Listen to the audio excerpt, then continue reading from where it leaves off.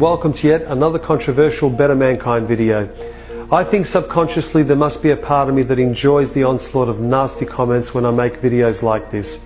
But the fact remains that there's way more evidence that supports the theory that we never went to the moon than there is to support that we ever did. Now there are many reasons that prove we never went to the moon. To mention a few, you have the wavy flag in a zero atmosphere environment, the lack of any blast crater underneath the lunar module, or how about the absence of stars in space? The problem with any of these arguments is that NASA seems to have an explanation for every single one of them. Therefore, people like me and other moon landing deniers are referred to as a bunch of crazy tinfoil hat-wearing conspiracy kooks that need to up their medication. So in this video, I'm only going to address a single discrepancy that NASA themselves have admitted to on more than one occasion and will prove without a doubt that we have never even left low Earth orbit, let alone landed a man on the moon. But first, let's go back to school and get a refresher course on the different atmospheres surrounding the Earth. Now, the following information is critical to proving my point, so please bear with me. First, we have the troposphere. This is where all of our weather occurs, and it is the lowest layer of the Earth's atmosphere.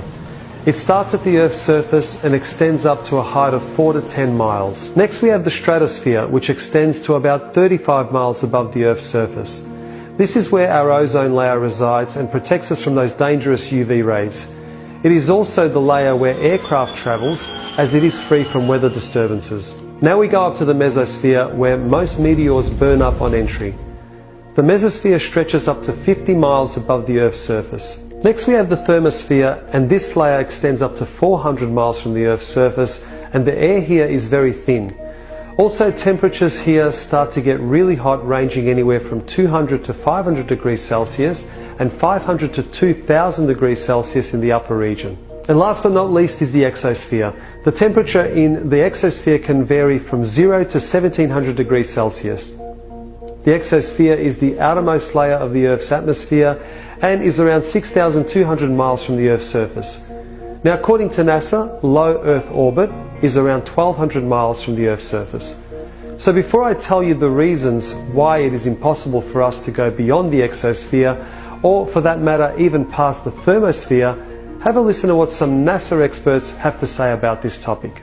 As we get further away from Earth, we'll pass through the Van Allen belts, an area of dangerous radiation. Radiation like this could harm the guidance systems, onboard computers, or other electronics on Orion. But Orion has protection. Shielding will be put to the test as the vehicle cuts through the waves of radiation. Sensors aboard will record radiation levels for scientists to study.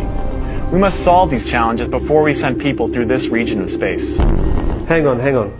So what you're saying is that in order to send humans through this region, we need to solve the challenge of getting through the Van Allen radiation belts?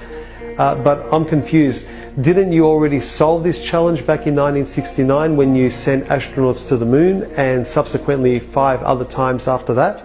But we're also really pushing the boundaries in terms of where we're going forward with exploration. I think humans are naturally driven to do this, and this is really the beginning, I think, of human beings leaving low Earth orbit. I certainly plan on being around to see that.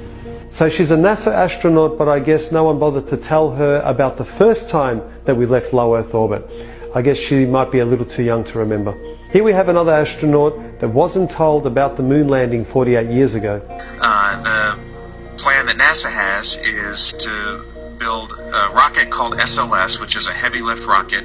It's something that is much bigger than what we have today, and it will be able to launch the Orion capsule with humans on board, as well as landers or other components to destinations beyond Earth orbit. Right now, we only can fly in Earth orbit. That's the farthest that we can go. We only can fly in Earth orbit. That's the farthest that we can go. And this new system that we're building is going to allow us to go beyond and hopefully take humans into the solar system to explore. So the moon, Mars, asteroids, there's a lot of destinations that we could go to, and we're building these building block components in order to allow us to do that eventually. Once we travel beyond low Earth orbit, the crew will be exposed to larger amounts of radiation. So we have to design both the crew protection systems and our electronic systems to withstand this radiation. So that would mean that Neil Armstrong, Michael Collins and Buzz Aldrin We're a tough bunch of SOBs able to withstand all that brutal radiation, considering these challenges are still yet to be solved. So how is it that we had the technology to achieve this amazing feat back in 1969, but we're still working on the technology in 2017, almost half a century later? Well, I managed to find a very clever and well-informed astronaut that will totally straighten things out for us and explain exactly why we're not able to return to the moon and break through those Van Allen radiation belts. Have a listen to this clever chap. I'd go to the moon in a nanosecond.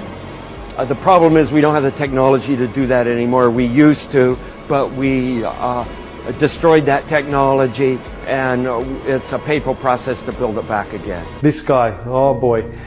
Here's a real-life example of what can happen to you when you're exposed to all of that outer space radiation. And if you're a child with aspirations of becoming an astronaut, being a very good liar might be a positive attribute to have on your resume. Now, just by showing you these admissions of guilt by NASA, I can easily end this video now, and I would have easily proven my point without a shadow of a doubt. But I'm sure that for some of you hardened skeptics out there, this damaging evidence is still not enough. So let's take this theory of mine to the next level. This here is the lunar module now proudly displayed at the National Air and Space Museum. According to NASA, the primary materials used to build the module were aluminium alloy, stainless steel, titanium, nickel steel alloy, heat-resistant glass. Now, if this is the case, we have a very serious discrepancy here.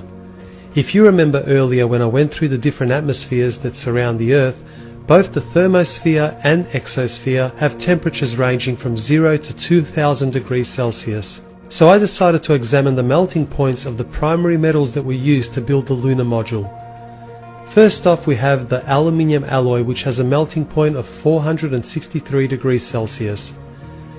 Next we have stainless steel, which has a melting point of 1510 degrees Celsius. Then we also have nickel steel alloy, which melts at 1453 degrees Celsius, and of course the heat resistant glass for the windows, which has a melting point of 760 degrees Celsius.